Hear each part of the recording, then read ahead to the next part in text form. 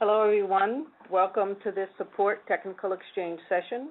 The topic for today is examples of flow control in OPL. Today's presenters are Nikila Arkargood and Scott Rux. Nikila and Scott have been with technical support since joining IBM and have been supporting CPLEX and other optimization products for over 15 years combined. They are responsible for working with customers from across a wide variety of industries and assist customers with all parts of the software lifecycle, from installation, model development, to deployment. In addition, they are working closely with the development team, presenting customers' views and experiences. At this time, I would like to turn the session over to Nikila. Thank you, Valerie. Welcome to this technical talk on examples of flow control in OPL. Slide 2, please. The agenda for today's talk: we'll start with a brief introduction to the flow control. We'll present the basic structure in the flow control, provide some standard templates that you could use for your own designs. Then we'll go over 5 specific examples, starting with the pre-processing, post-processing, how to do iterative solves, how to access and modify data, how to do column generation, and how to decompose large models. And then we'll move on to a section where we'll talk about how to maintain your flow control scripts, more specifically how to debug and do memory management. Slide 3, please. Let's start with an introduction to flow control. Slide 4. So the very first question: what is flow control? Flow control enables you to have control over how your models are going to be instantiated and solved within OPL. And to write your flow control, you will use IBM iLog script. So here are a few things that you can do with flow control. You can solve several models with different data, either in sequence or iteratively. You can run multiple solves on the same base model, modify the data constraints of both after each solve. You can take a large model, decompose it to smaller, more manageable models, and arrive at a global optimal solution. And there are many other things you can do in flow control, and today we'll be talking about a few such examples. Slide 5. So I mentioned that you write your flow control using IBM iLog script. So the next question is, what is IBM iLog script? So script is a sequence of commands. These commands could be of various types, such as declarations, simple instructions, or compound instructions. An IBM iLog script is an implementation of JavaScript. It is, in fact, built over the OPL modeling language and is actually different from the OPL modeling language.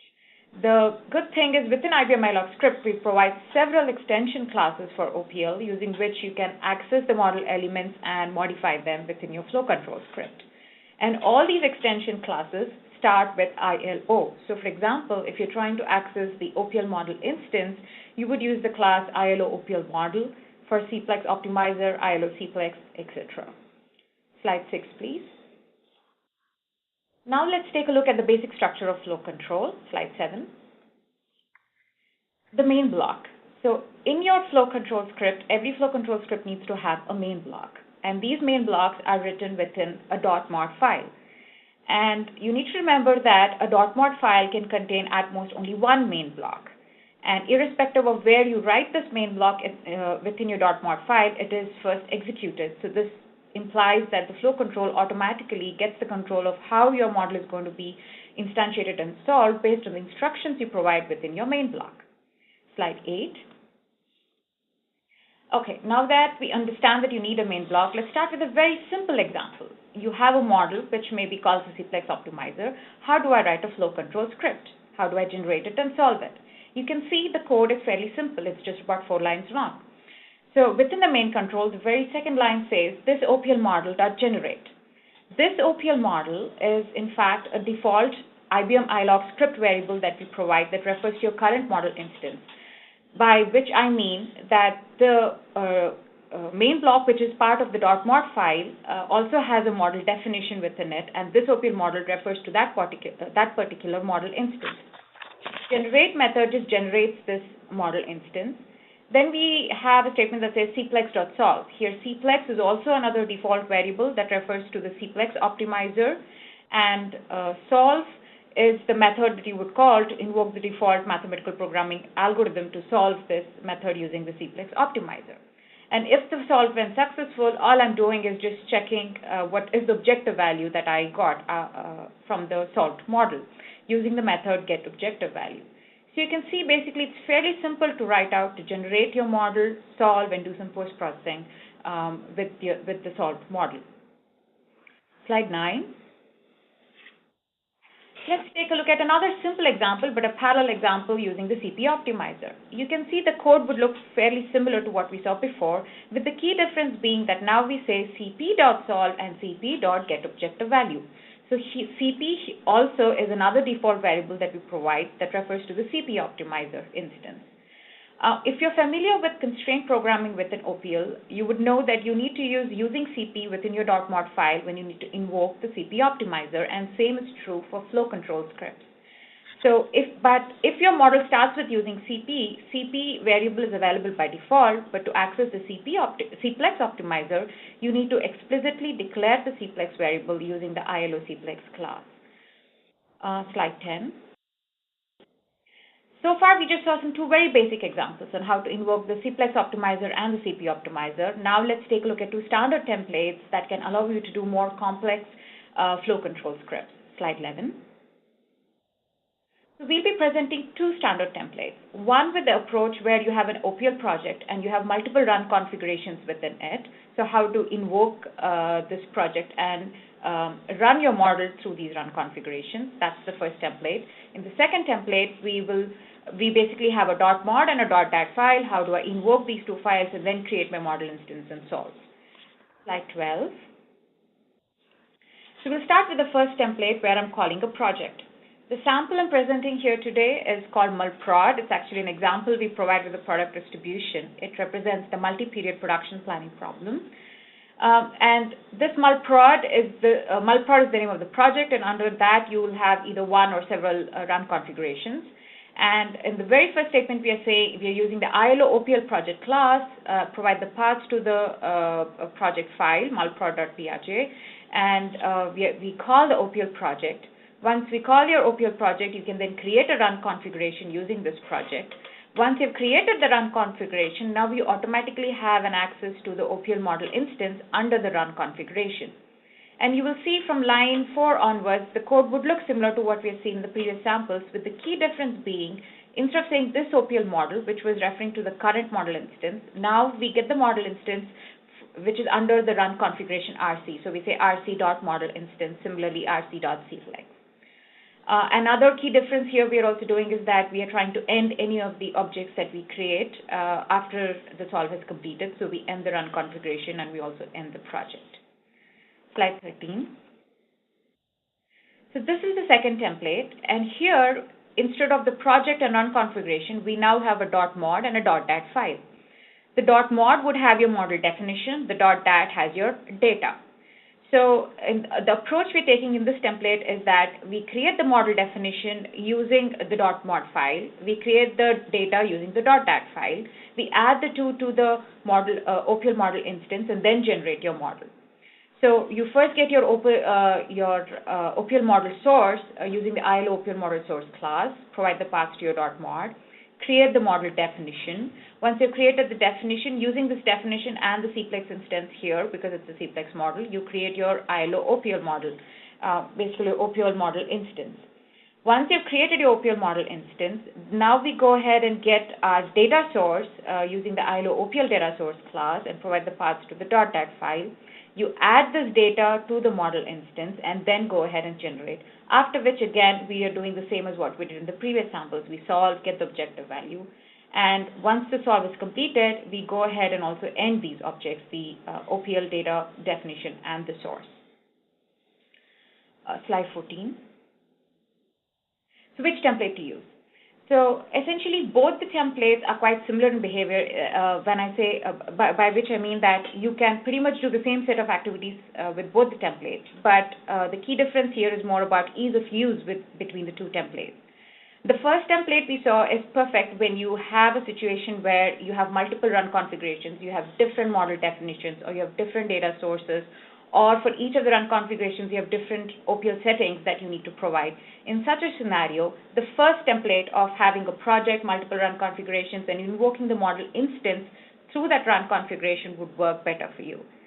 But if your flow control is to be designed where you start with the base OPL model instance, and then you are sort of, modifying either the definition or the data, either in a iterative process or you're trying to decompose it, then the second template would work really well for you, where you just start with either your current model instance or with just a .mod and a .dat file. Slide 15. Now that we saw the two standard templates, let's start with a very simple example of how to do pre-processing and post-processing within flow control. Slide 16. So what is pre-processing and post-processing? To just visualize this in a code, I've just given out a sample code here which shows that all the execute blocks before you write out your objective function in the .mod file are part of your pre-processing block. Similarly, all the execute blocks that are written after the constraints have been defined are part of your post-processing block. So what's the purpose of these two? To start with the pre-processing blocks, they're extremely useful whenever you need to prepare your data before you call the solve, or you need to set any kind of parameters. And what do I mean by prepare is that, say for example, the data that comes from your database, you need to do some sort of unit conversion before you call your solve, or you need to aggregate your data, you need to modify the data structure. Any of these operations, you can do it as part of a pre-processing block. Post-processing, since you access it after the solve has completed, you basically now have a control to output and manipulate the solutions that's obtained after the solve is completed. So you can do script logging, you can again do unit conversions before you update it back in your databases. You can also access values of the optimization run to just see how the run went. You can access solution metrics, etc. Now, in the flow control, the pre-processing blocks are executed by default before each solve. You don't need to explicitly call it using any method. But for post-processing, you need to invoke it using the post-process method. Slide 17. Let's take a look at a few simple examples again to just represent what I was talking about pre-processing and post-processing. So when I said prepare data, I have an example here where maybe your worker data set from the raw database just has the salaries per hour, but you would like to calculate the complete salary before you start your solve. So you can do this pre-calculation within a pre-processing execute block. That would work really well. Or say, for example, if you know that your data is sort of numerically unstable and you would like to use the numerical emphasis parameter, again, you can set that as a pre-processing, inside a pre-processing execute block. Slide 18. Similarly, for post-processing, again, you can do some sort of script logging. You can also manipulate on your data that you have obtained after your solution values once you have finished your run. You can access the solution values, like like what I've shown here is just the objective value, but you could also access any kind of solution metrics to see how your optimization run went as well. Slide 19. Okay, so now that we saw a simple example of pre-processing, post-processing, next let's just move on to a slightly more complicated one, how to do iterative solves using flow control. Slide 19. Okay, so what is an iterative solve? Iterative solve refers to an approach where you're incrementally building your mathematical model over several iterations. So your algorithm is as such, where you start with a base mathematical model. After each iteration, you tweak your model. Either you tweak the data or the definition, and the goal is such that after every iteration, there's a progress in the final solution.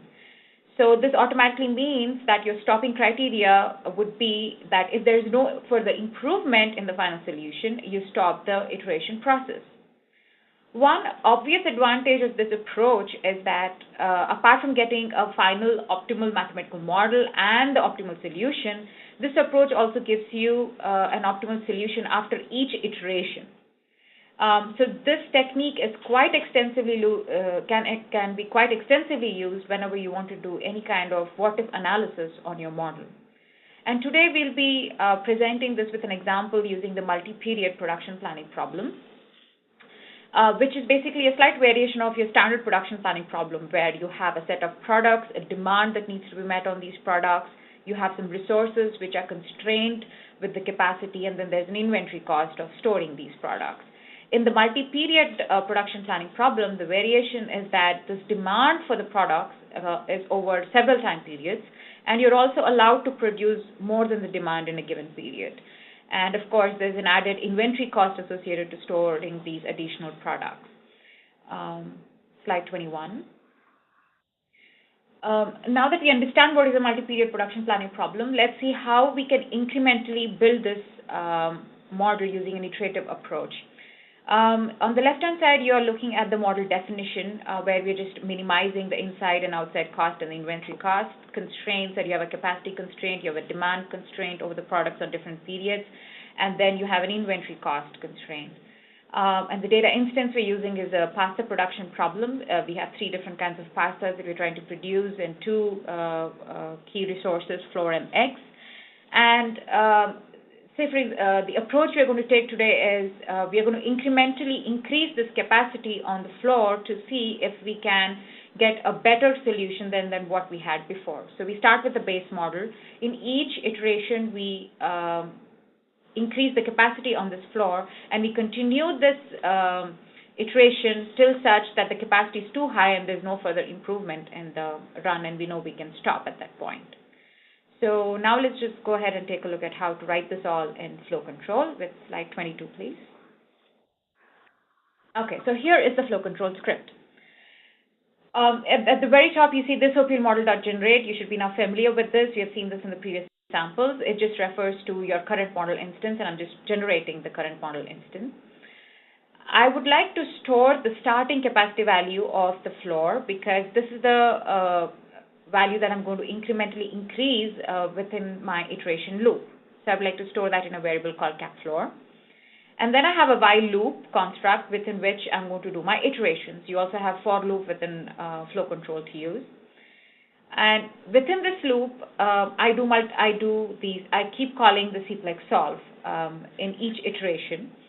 And the idea is that after each solve, I check if I've made a progress in the optimal solution. So I'm just checking it with my previous solution. If there is no progress, I can go ahead and break, because I know that there's no further improvement, so I might as well not increase the capacity. But if there is, then I'm tempted to see if I can increase the capacity, can I get a better solution?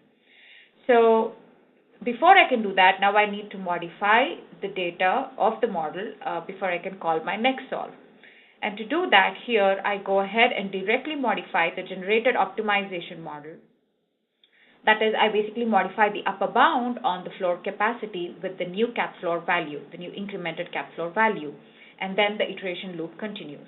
This loop continues as long as there is improvement in the optimal solution, but once there is no improvement, we can stop using the break statement. So you can see this is a fairly easy, this is also sort of a template that you could use for doing any kind of iterative solve. In this particular case, we just modified one item in the data, but you could also think of this as a template where you could use this iterative approach to modify the model definition. Say, for example, you might want to see if there are better solutions if you slightly relax on a particular constraint. Or you could introduce some cuts to see how your model does. Or you could also use this in a multi-model run where you'd solve a model, use the solution as a warm start to another model. In all of these cases, this approach works really well. And in fact, this iterative approach is quite often used in all the production planning problems and in data forecasting or any kind of what-if analysis that you might want to run on your model. Slide 23.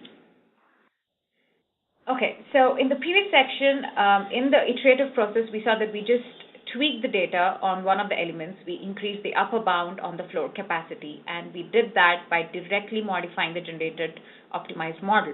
Now, is that the only way? Are there other ways I can access and modify data, and what are some of the things I need to keep in mind within flow control? We'll take a look at that in the next section, slide 24.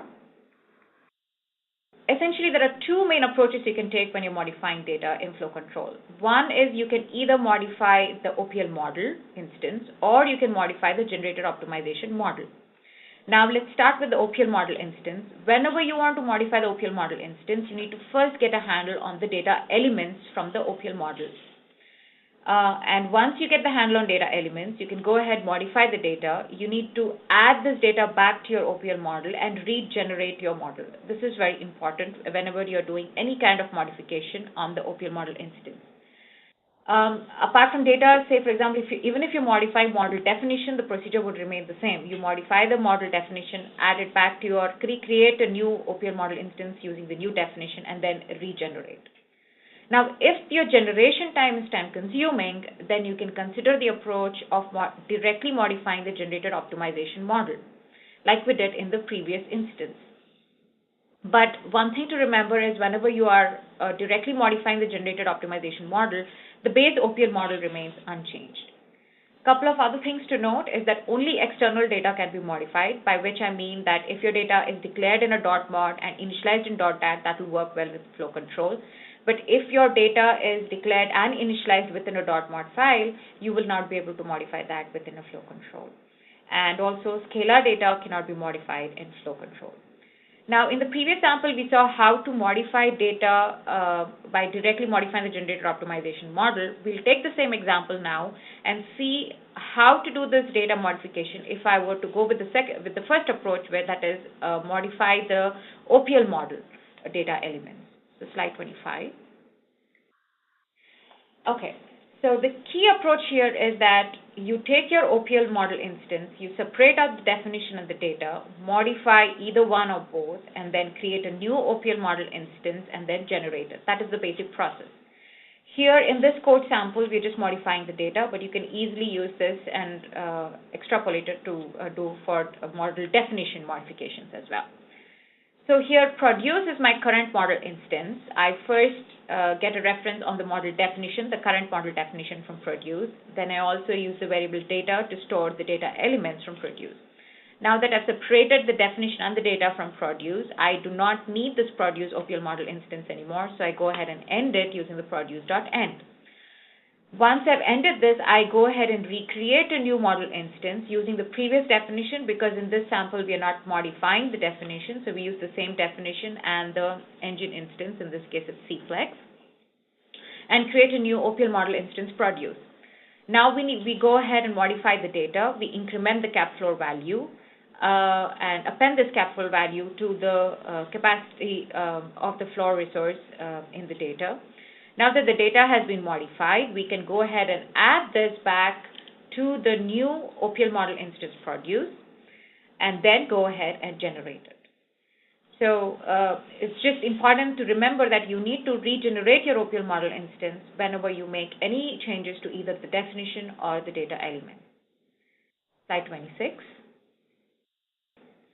Okay, so far we saw two standard templates. We saw how to do pre-processing, post-processing. We did some iterative searches on multi-model solves, how to modify data. All of this can be fairly easily handled within flow control, but I just wanted to put in a few thoughts on some of the things that you need to remember whenever you're writing such flow control scripts. First, to start with the templates, both the templates are quite similar in terms of tasks that can be performed. You can do both. You can do the same set of tasks with both the templates, but just a matter of ease of use, one would work better than the other. So if you have multiple data instances to run with different settings, your first template of going with an approach of having a project and different run configurations under it would be a better option. But if your flow control design is such that you have a single model, OPL model instance, which is going to be solved iteratively, or you're going to decompose it, or you're going to just modify that data, then the second template of using a model and DED file would work better for you. Whenever you're modifying the data elements or the definition of an OPL model, remember to add the modified data or the definition back to the model source and generate it, and generate your new OPL model instance. And if this regeneration is time consuming, consider going with the approach of directly modifying the generated optimization model. But just remember that this will not modify your OPL model. And for better memory management, always remember to end any unused objects using the .end method. We have an entire section at the end of this talk where we'll talk about good practices to be followed for memory management. And if you're running your flow control using the Studio IDE, then remember to set the main end enable to true. Now we'll go ahead and take a look at some more interesting examples within flow control. And at this point, I would like to hand it over to my colleague, Scott Rux. Thank you very much, Nicola. Let's go to slide 27. Column generation using flow control. Column generation is a term you might have heard a few times. The basic premise is that we're going to generate variables programmatically. We're going to solve a model, figure out some information about it, add a new variable, and solve it again. And the point is that we're going to solve models that are not normally possible to solve in a straight model data environment. Let's go to slide 28, please. So what is column generation again? The classic example, and the one in the distribution, and the one that's in most textbooks, is a cutting stock problem. So visualize, again, a lumber yard.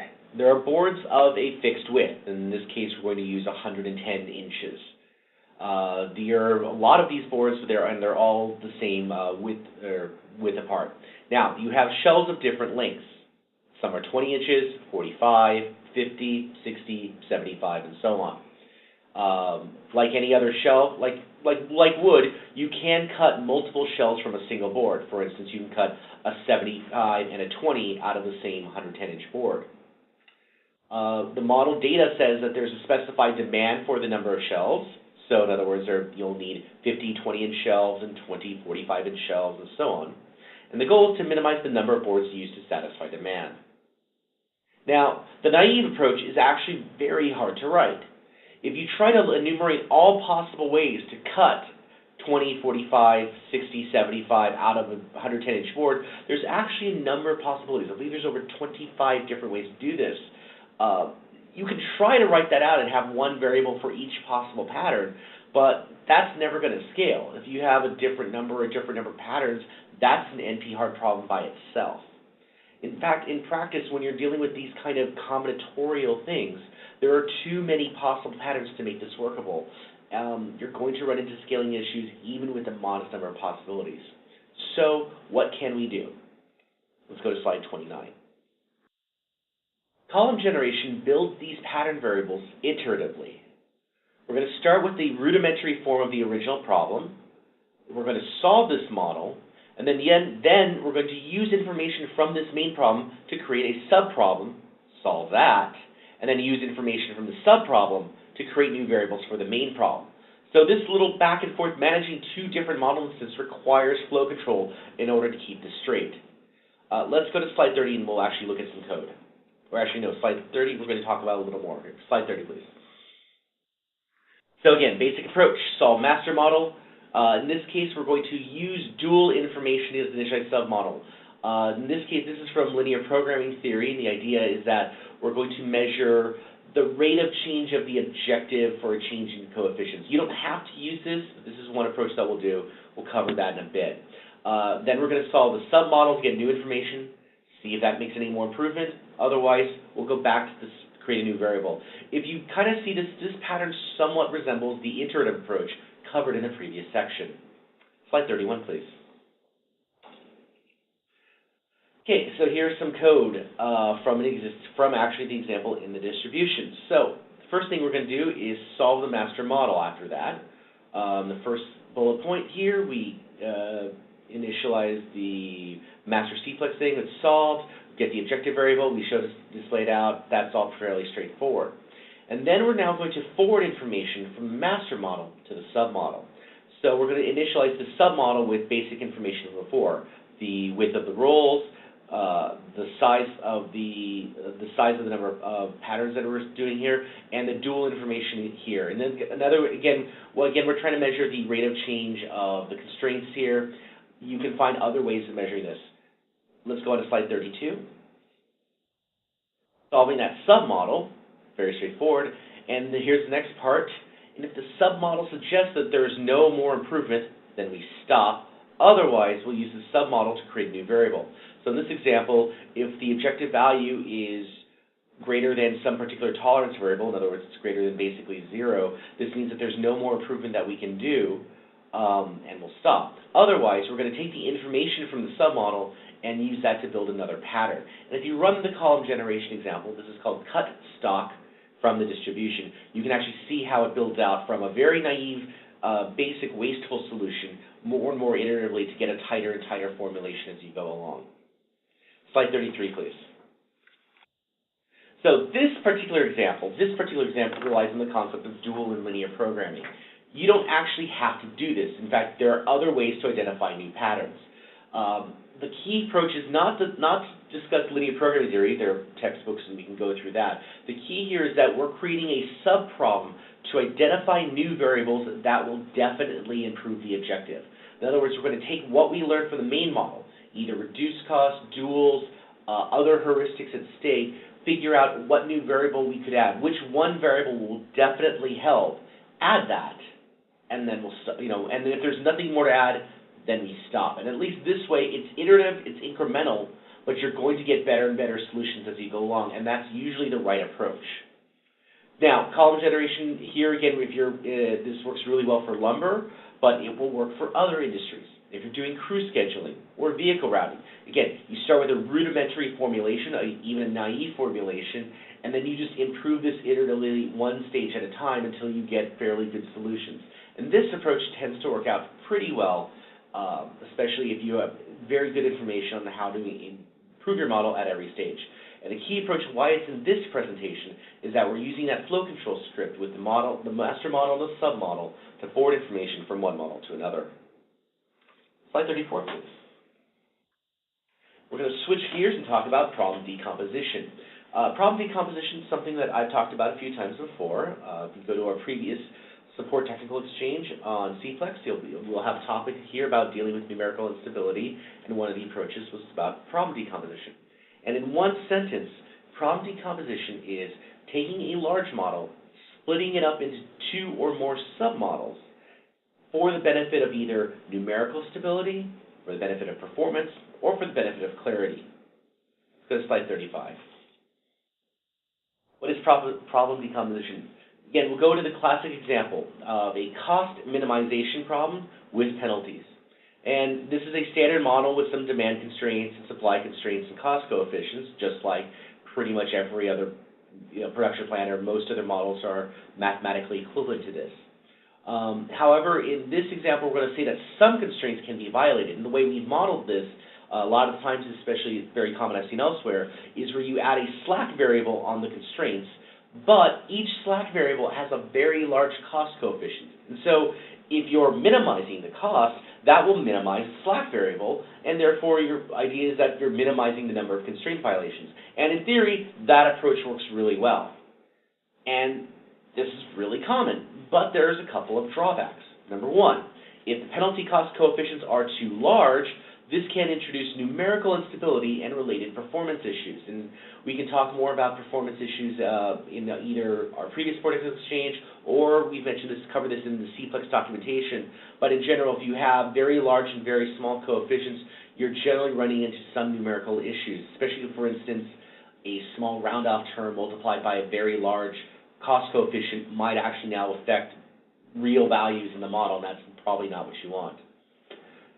Second point, though, with the penalty cost approach is that if the coefficients are too small, constraints may be violated when they should not. If it's very small to violate a constraint, CPLEX may choose to do that instead of doing something else. The last one is that it's often difficult to prove optimality of a particular model. If you've got very large cost coefficients, the only way to say prove let's say you have a model and the best solution found is with one constraint violated. The only way to prove that this is optimal is to somehow search every possible case with no constraint violated, and that way you can show it's optimal. That might take some time. So, what are the other approaches besides having one very large model with these penalty constraints or penalty variables? Let's go to slide 36. The approaches with problem decomposition. Problem decomposition splits or decomposes the model into two or more parts. The idea is that the first broad model solves to minimize the slacks or very other large costs. Once these are determined, we fix them, and then we optimize on the small, fine-grained details without letting the big variables interfere. And again, this requires flow control to manage the different models. So let's take an example of this in slide 37. Slide 37, here's an example of a basic monolithic model. This is a modification of, I believe, the transshipment problem of this distribution. And the idea here is that you can see in this example, there are slack variables, slide 34. We've added slack cost coefficients of 100 million for every unit that we go over. And on line 45, we've added these slack variables in case we need to go over capacity. So the idea here is that we can use these slack variables to go ahead and satisfy capacity constraints, but at the cost of 100 million units for every time we do that.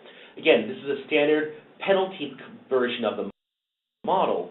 It's pretty common to see something like that. Maybe not with a hard-coded cost coefficient, but something like this is usually seen a lot of the times. Again, it's fine. It can sometimes be better. So here's the approach of problem decomposition. Slide 38, please. So slide 38, we take the same model and we change the objective. And in fact, the objective is only the slack cost. We actually throw out the other costs. And then here, the idea here is that we're just trying to reduce just the largest cost of the model. Figure out that information, figure out only the things that cost the approach without actually solving the main problem. Once we have that information, then we can use this revised model for the smaller costs, where in the lower half of the problem, these high-cost items are fixed. In fact, since they're fixed, they don't actually appear in the objective anymore, and the rest of the model is pretty much the same as before. Slide 39, please. So we have a big model, we have a small model, and we need to link the two. Here's some flow control code to do this. So three main parts here. The first part is building the large model. And again, we're following here the model data form of this from the earlier template form. Again, you can use a different template form if you so choose. The reason why we're using that will come clear in a moment. So this first part here is we take the first model, again, the one with only the coefficients, or only the slack variables. We have our existing data, set that up together, generate the model, and solve it. And we get some information out of that, which is good. Second stage is that we build the second model, the small one. We start with the small revised model, the one with the fixed slack costs, the same original data file, and there you go. And then in the third half, we actually take the slack value from the previous example. Since we're fixing the slack cost, we just forward the solution information from one into the second variable with just this one assignment statement. Add that as a second data source into the second OPL model instance, generate and solve, and we get an answer that way. And so you can see here is that the key is that we are using in this third block, it's just one line, but it's really powerful that we're taking the solution value from one model and setting it up as internal data for a second model. And all that's done in just basically 3 lines, a very powerful thing that can be done in flow control. Slide 40, please. So the key points of problem decomposition here. So one of them, this particular approach splits a large model into smaller models. Now, in this particular example, it's pretty much a very short problem. You could probably do the monolithic model without any particular problem. But in practice, especially as you get to larger and larger models with hundreds of thousands of constraints, this approach of large models to small models tends to be more worthwhile. This is really useful here, again, especially if you're trying to balance large costs and small costs, especially just knowing where the large costs are going to be, or even setting a bound on the large costs often can make the main model that much more information. So having just a small sub-problem available to you, if just the large coefficients, tends to be very useful. There's a lot of overlap between each model. This may mean extra overhead if the design model changes. As you can see, the first model and the second model look pretty much the same, but that's the way it goes sometimes. Here the benefit also is that there's more natural modeling. Since usually the largest costs dominate the objective, solving them and fixing them can give a better sense of where you are than solving for everything. This also avoids makes a large small model as coefficients, tends to improve numerical stability, performance, and correctness. Again, if you want more information on that one, please consult the documentation or our previous support technical exchange slides on numerical stability. Flow control allows you to solve these related models, forward information between them. That's what the composition is all about. Okay, we have a few minutes left, so we're just going to cover up debugging and memory management. So let's go to slide 41, please. Debugging and flow control.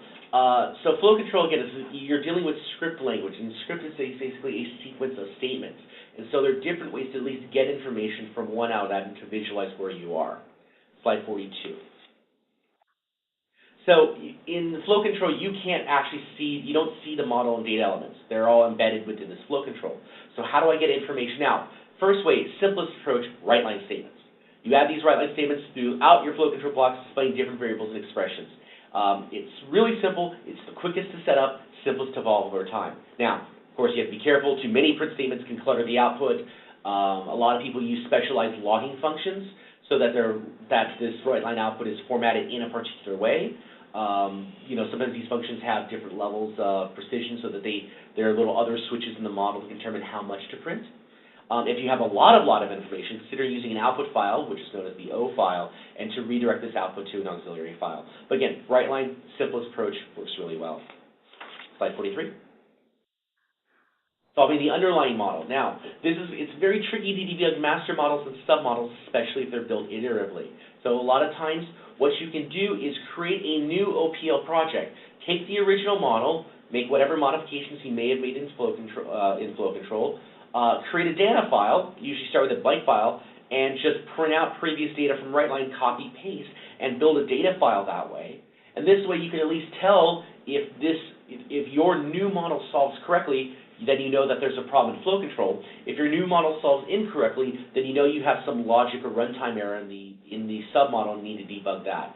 So just with a little bit of copy and paste to build a new project, to build a new data source, you can do a lot of debugging straight in the IDE. Pretty straightforward. A little tricky here to explain words, but pretty straightforward once you do it for the first time. Slide 44, please. Last approach is to use the IDE, and here are pretty much some screenshots to kind of walk through that. The first thing here is that you right-click on the numbers, on the line numbers themselves, and you have this little pop-up menu. One of them is to toggle the breakpoint, and we go ahead and add that. Next time, we start the debugger on my run configuration. We can either do that by right-clicking on and choosing debug as run configuration, or just using F11 and just doing that way. A lot of other ways to start the debugger. Slide 45, please.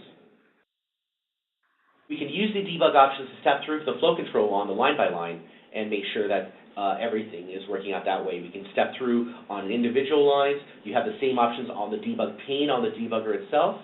And we have this expression window to kind of show you here the active script variables in the model, what they represent, and I can kind of trace through this as I walk through this line by line.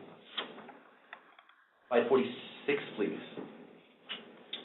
We don't have a lot of time to talk about memory management, but there's only a couple points that I'm going to bring up. Number 47. So iterative solves can lead to out-of-memory errors if the objects are not handled correctly. Script is a garbage collection routine. So in other words, once an object is not used, it gets garbage collected. However, it doesn't know that it's not used unless you call the end method. Calling the end method tells you, hey, we're not using this anymore. The end method doesn't do anything unless you use main end enabled, then it works. So having the setting also that enables this. Now be careful, once you say end, you're telling OPL you're no longer using this model object, so if you do access it, it can crash. Slide 48, please. A couple examples here. If you're using the model and data at the end of your block or at the end of your loop, you call OPL end data to close the model instance, the data, the model source, the model definition. And a project, you're closing the project and the run configuration. A couple different ways of doing that. Again, if you're doing this in a loop, it's a little trickier to manage what end, but as long as you're matching your news with your ends, you should be okay. 49, and we're just going to wrap up. I'll just have about one more minute before I turn this over. Slide 50, please. So, flow control, powerful concept. It allows you to control how different models are solved. We can use pre-processing and post-processing to initialize, prepare, and output data in different ways. We can solve multiple related models and sequences with loop and flow control statements. The flow control also works to decompose larger, complicated models and allows you to approach more problems than a pure OPL model, especially if you're using decomposition, especially if you're using column generation, if you're using what-if analysis, solving models iteratively. These are things that you can think about very easily in flow control that you might not do in a straight OPL model. Slide 51. So, this wraps up pretty much our presentation. We invite you to find us on Facebook at facebook.com/ilogoptimizationsupport. You can find us on YouTube, where you'll see our other presentations and previous support technical exchanges as we get them on there. That is at youtube.com/optimizationsupport. And don't forget the IBM support portal, ibm.com/support. Select the products that you're interested in, like CFlex Optimization Studio. Check out our tech notes, fill out service requests, look at fix packs. All that information is available there. Slide 52, please. We have some additional WebSphere product resources. So this is links to a number of sites that provide valuable online resources for WebSphere products. You can visit the WebSphere Support Technical Exchange site to learn more about upcoming WebSphere Support Technical Exchange podcasts, like the one today, and access previously recorded presentations. You have DeveloperWorks. This offers in-depth technical information. You can visit WebSphereUserGroup.org for user group information and more product information in general about everything in the WebSphere brand.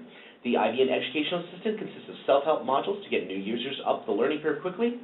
The Service Request Tool, that's the SR tool, is for Passport Advantage clients to open, update, and view PMRs online. And the My Notifications emails lets you sign up for weekly email updates for products you're interested in, like Cplex Optimization Studio. And with that, I'm going to turn this over to Valerie. Well, thank you very much, Scott. Both of you, Scott and Nikhila, you did a great job today, and we thank you. That concludes the presentation portion for today's session. Finally, remember to connect with us. You can be notified about upcoming webcasts related to products and topics discussed today by subscribing to the WebSphere Support Technical Exchange mailing list.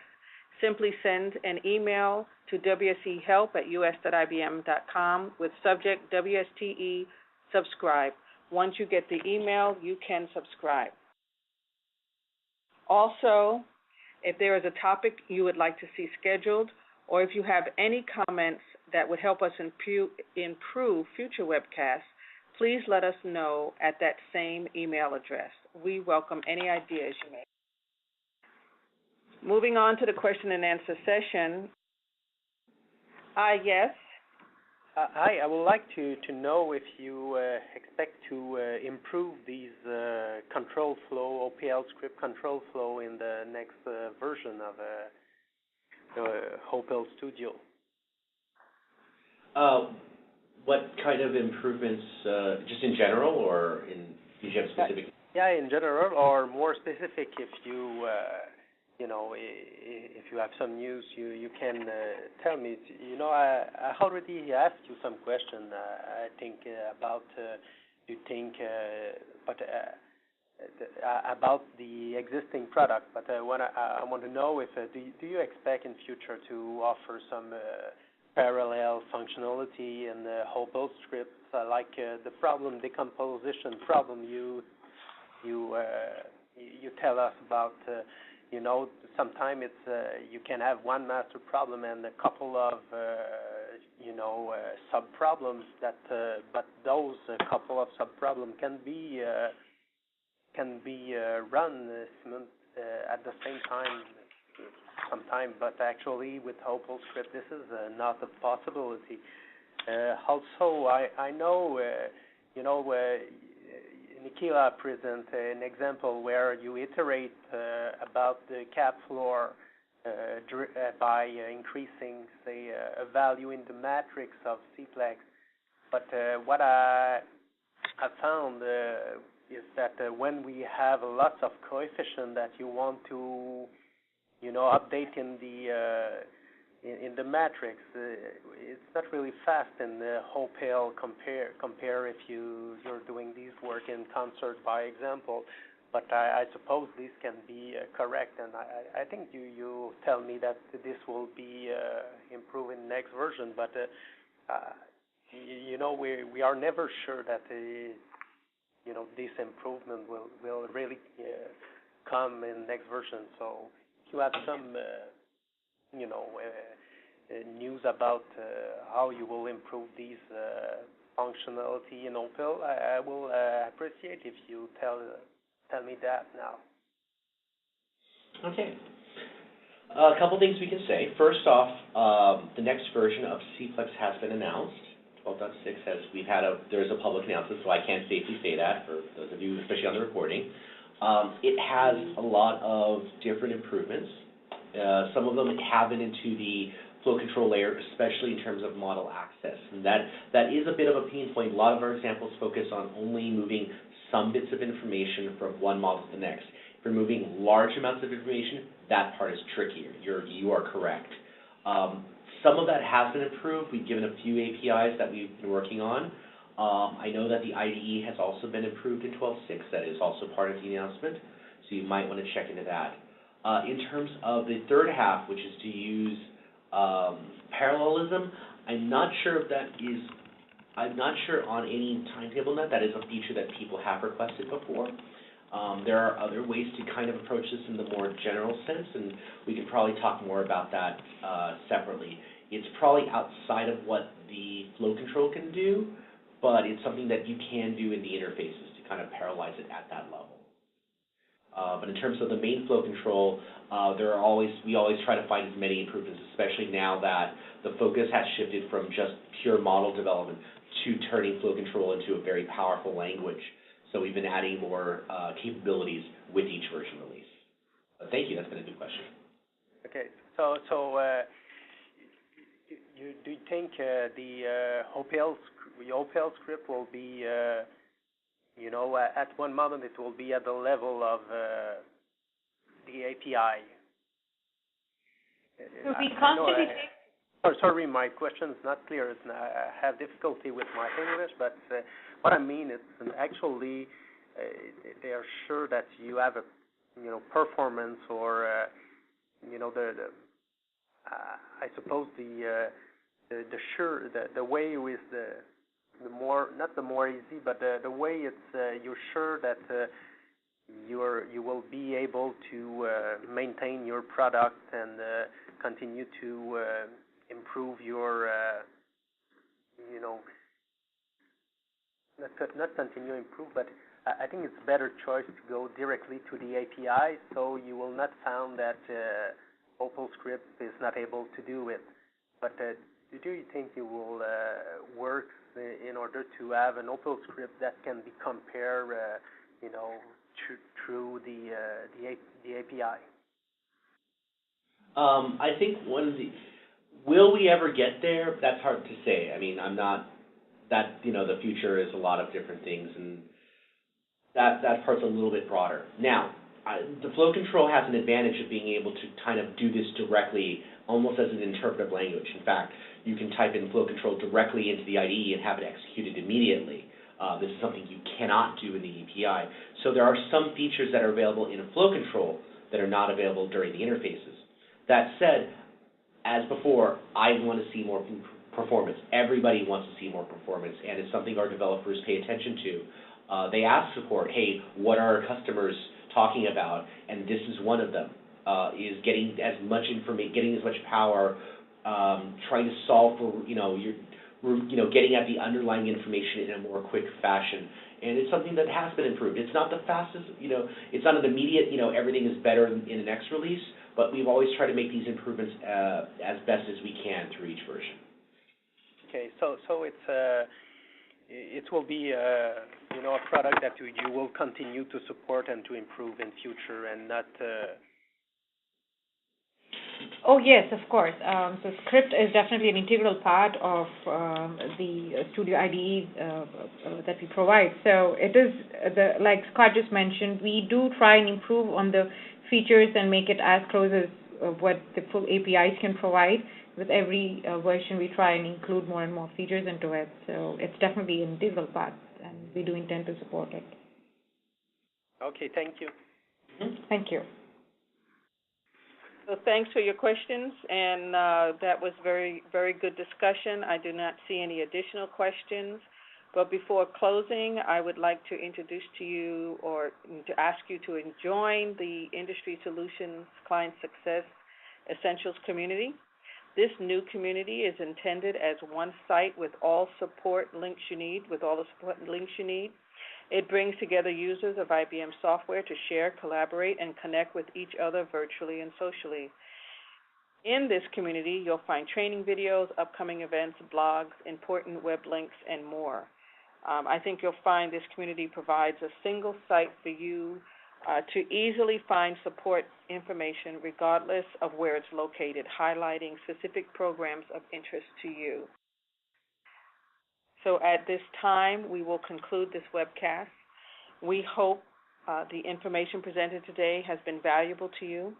We appreciate your participation, and we hope you will join us for future presentations, which will be announced on the WebSphere Support Technical Exchange website. Remember, in a few days, the replay of today's presentation will also be available on this site. Thank you. This concludes the webcast. You may disconnect now.